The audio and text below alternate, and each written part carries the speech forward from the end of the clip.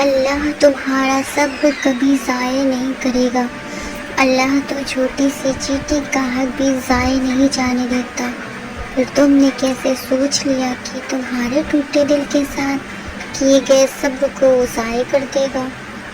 صبر رکھو، انشاءاللہ جیت آپ کی ہی ہوگی۔ وہ فرماتا ہے یہ نا امیدی کے وسوسے تمہیں تباہ کر دیں گے۔ میں نے نہ تمہیں تنہا چھوڑا ہے اور نہ میں تم سے بیزار ہوں۔ کائنات کا ایک پتا بھی ہل نہیں سکتا، تو پھر تمہارے اللہ سے بار بار رجوع کرنا، اس سے بار بار مانگنا بے وجہ تو نہیں، جو تمہارے ہاتھوں میں اتنی جان ڈال دیتا ہے کہ وہ دعا کے لیے اٹھ سکے، پھر وہ ان اٹھے ہاتھوں کی لاج بھی رکھتا ہے۔ سب کی کہانیاں اللہ کے ہاتھ میں ہیں، پھر پریشانی کیسی؟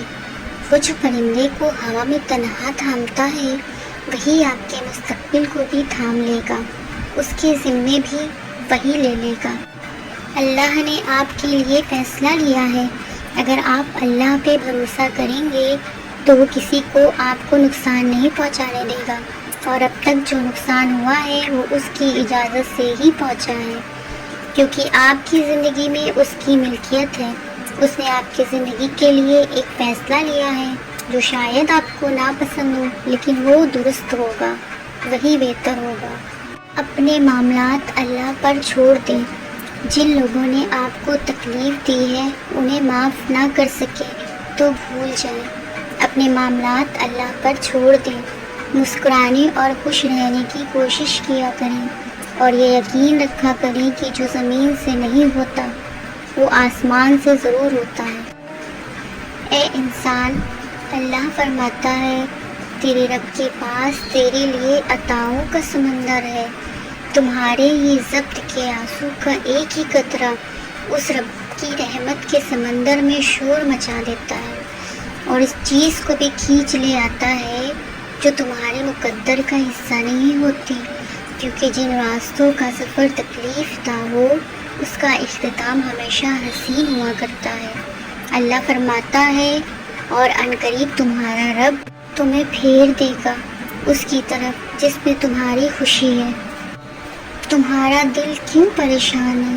اللہ کی محبت اتنی خاص ہے کہ اگر انسان جائے نماز پر صرف سر جھکا کر بیٹھا رہے، کچھ بھی نہ بولے، تب بھی وہ رب کچھ لمحوں کے بعد ایسا سکون بندے کے دل میں اتار دیتا ہے کہ لگتا ہے کہ جیسے اس رب نے پریشان دل کو یہ سمجھا دیا ہو کہ میرے بندے نہ امید مت ہو، میں ہوں، سب ٹھیک کر دوں گا۔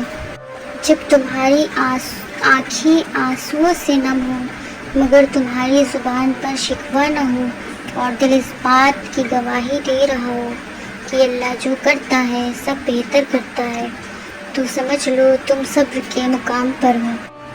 وہ یہ نہیں دیکھتا کہ تم اس کے در پر کس غرض سے بیٹھے ہو، وہ بس یہ دیکھتا ہے کہ اس کا بندہ اس کے در پر بیٹھا ہے اور کس امید، یقین اور بے بسی کی حالت میں اس کے در پہ آیا ہے۔ اسے تمہارا آنا پسند ہے، تمہارا ماننا پسند ہے، اسے یہ تم سے بہتر معلوم ہے کہ تم کتنی دیر تک بیٹھ سکتے ہو۔ اس کی رحمت پر یقین رکھو اور بیٹھے رہو، صبر سے اپنی دعا مانگتے رہو۔ قرآن کہتا ہے لوگوں کی سازشیں آپ کا کچھ نہیں بگاڑ سکتی۔ قرآن کہتا ہے تمہارا رب بہترین چال چلنے والا ہے۔ حضرت علی رضی اللہ تعالیٰ عنہ نے فرمایا تکلیف میں ہمیشہ صبر سے کام لیا کرو، کیونکہ سونے کو آگ سے آزمایا جاتا ہے اور مومن کو تکلیف سے۔ تم تھک مت جانا، اللہ تمہاری برداشت کی طاقت کو نہیں آزماتا، وہ تمہارے ایمان کا امتحان لیتا ہے اور انہی کا لیتا ہے جن کو اپنا دوست بنانا چاہتا ہے۔ اللہ کو تمہاری برداشت کی حد معلوم ہے، اور اللہ کبھی تمہیں اس حد سے زیادہ غم نہیں دے گا۔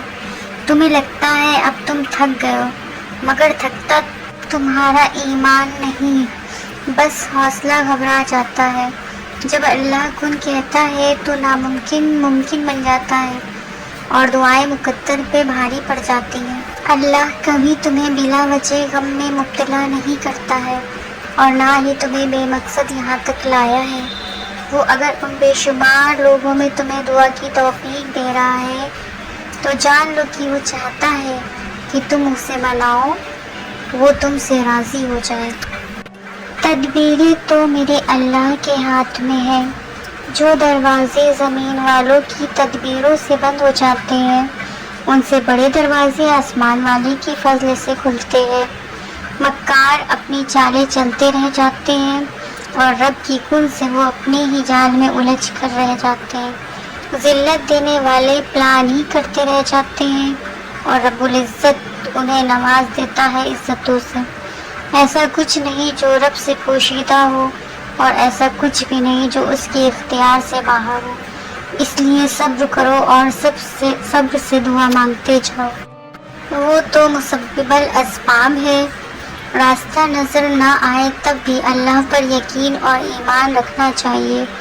جب وسائل اور ذرائع نہ ہو تو پھر بھی یقین ہو کہ اللہ مسبب الاسباب ہے، وہ اسباب کا پابند نہیں، وہ اس اسباب کا محتاج نہیں بلکہ اسباب اس کے محتاج ہے۔ اگر ایسا یقین ہے تو ایمان ہے، اگر ایسا یقین نہیں ہے تو پھر آپ کا یقین اسباب پر ہے، وسائل پر ہے۔ اس وقت کہاں راستہ تھا جب موسیٰ کے سامنے سمندر اور پیچھے فرعون کا لشکر تھا، وہاں تو یقین نے سمندر کو بھی راستہ دینے پر مجبور کر دیا۔ جہاں کہیں بھی تم ہوتے ہو اللہ تمہارے ساتھ ہوتا ہے، لیکن اس کا یقین قائم ہو جائے پھر دنیا کی کوئی طاقت تمہیں نہیں ہرا سکتی۔ اپنے اللہ کے ہو جاؤ، دنیا تمہارے بارے میں کیا بولتی ہے، دنیا تمہیں کس نظر سے دیکھتی ہے، اس کی پرواہ کرنا چھوڑ دو، ان کی باتوں پر صبر کرو اور بس اپنے رب کو راضی رکھو۔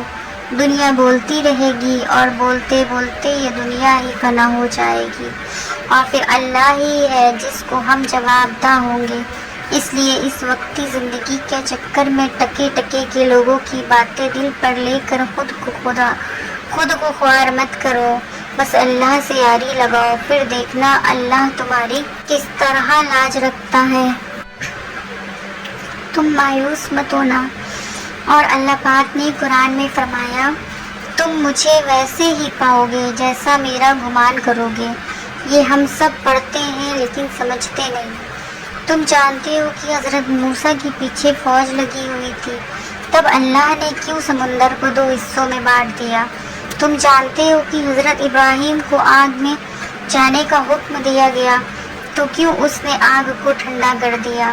تم جانتے ہو کہ کیوں اس نے حضرت یوسف کو کنویں میں بھی پالا؟ کیا تم جانتے ہو کیوں اس نے حضرت حاجرہ کی صحرا میں بھی زمزم دیا؟ کیوں حضرت یونس کو مچھلی کے پیٹ میں بھی محفوظ رکھا؟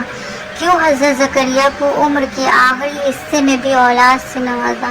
ان سب میں ایک ہی چیز مشابہ تھی، یقین۔ ان میں سے کسی نے بھی ایسی ہمت نہیں ہاری، انہوں نے یقین رکھا کہ خدا راستہ نکالے گا، اور دیکھو خدا نے راستہ نکالا۔ وہ سب اس پر یقین رکھ کر آگے بڑھتے رہے، اور دیکھو اس رب نے بھی انہیں مایوس نہیں کیا۔ اور توکل تو یہ ہے کہ راستہ نہ ہو اور تم کہو اللہ راستے بنانے والا ہے، بے شک، اور جب تم اس کا اچھا گمان رکھو گے تو یقیناً سب اچھا ہی پاؤ گے، اور پھر دیکھنا وہاں سے راہیں نکلیں گی جہاں سے تمہارا گمان بھی نہیں ہو سکتا۔ اللہ پہ بھروسہ رکھ کر، اللہ پہ یقین رکھ کر بس اللہ سے دعا مانگتے جاؤ۔ اللہ کو بتایا کریں اپنے دل کی کیفیت، اسے بتایا کریں کہ آپ کیا محسوس کر رہے ہیں، کتنی تکلیف میں ہے۔ آپ یقین کریں وہ بہت پیار سے سنے گا، اس کے سامنے رو لینے سے ہی آپ کے دل میں سکون اترے گا، بے شک وہ دلوں کا ہمراز ہے۔ اگر کبھی تم تھک جاؤ تو کبھی مایوس نہ ہونا، خدا سے گفتگو کرنا، سفر کی جستجو کرنا۔ یہ اکثر وہ بھی چاہتا ہے کہ بندہ تھک بھی جاتا ہے، مقدر کو برا جانو گے تو یہ ہو بھی جاتا ہے، مگر تم حوصلہ رکھو، وفا کا سلسلہ رکھو، جسے خالق سمجھتے ہو بس اسی سے رابطہ رکھو۔ ایک وہی تو ہے جو ہمارا رب ہے، وہ جو عیب دیکھ کر بھی نفرت نہیں کرتا۔ ایک وہی اللہ ہے وہ جو خطاؤں پر بھی پکڑ نہیں کرتا وہی ہمارا رب ہے، وہ جو نافرمانیوں پر بھی دعائیں رد نہیں کرتا، وہ جو بندوں کی سستیوں کا بھی ساتھی ہے، وہ جس کا ہونا تنہائی میں بھی کافی ہے، وہ جس کی محبت ہر محبت کے آگے ناقص ہے، وہ جسے منانے کے لیے ایک ندامت کا آنسو ہی کافی ہے، وہ جو ہمیشہ سے باقی ہے اور ہمیشہ رہے گا، وہی اللہ ہے، وہی محبت ہے۔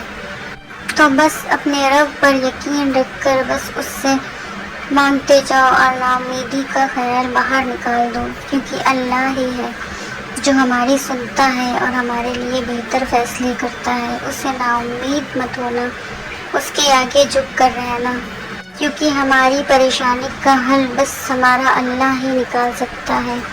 اگر ویڈیو پسند آئی تو اسے لائک اور سبسکرائب ضرور کریے گا، اور اگر آپ کو لگتا ہے کہ کوئی ایسا انسان جو بہت پریشان ہے، نا امید ہے، تو اسے یہ ویڈیو ضرور شیئر کریں۔ شاید آپ کی شیئر سے اس کے دل میں ایک ٹھنڈک اور ایک سکون پیدا ہو جائے، اور وہ بس اللہ کے آگے جھکے اور اللہ سے دعا کرے، اور دیکھنا پھر کیسے اس کی تمام حاجتیں